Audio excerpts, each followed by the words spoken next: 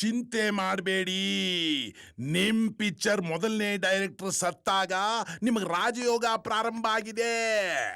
ಎರಡನೇ ಡೈರೆಕ್ಟರ್ ಸತ್ತಾಗ 50% ರಾಜಯೋಗ ಬಂದಿದೆ. ಇನ್ನೊಂದು ಡೈರೆಕ್ಟರ್ ಸತ್ರೆ 100% ರಾಜಯೋಗ ಬರುತ್ತ್ರಿ. ಹಂಗಂತೀರಾ?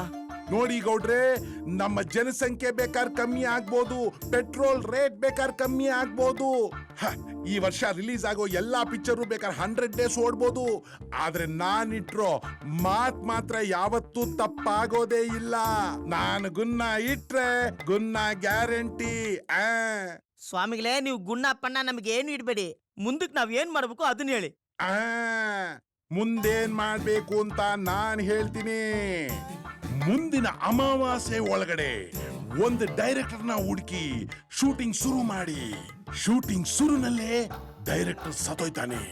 ನಿಮ್ ಪಿಕ್ಚರು 100 ಡೇಸು 25 ವಾರ ಓಡಿದ್ರು ಹೋಗ್ಬೋದು. ಪೂರ್ಣ ಸಾಧ್ಯತೆಗಳಿದೆ. ಸ್ವಾಮಿಗಳೇ, ಡೈರೆಕ್ಟರ್ ಸತ್ಮೇಲೆ ಪಿಕ್ಚರ್ ಕಂಪ್ಲೀಟ್ ಆಗದೆ ಡೌಟು. ಇನ್ನು 100 ಡೇಸ್ ಎಲ್ಲಿಂದ ಓಡುತ್ತೋ?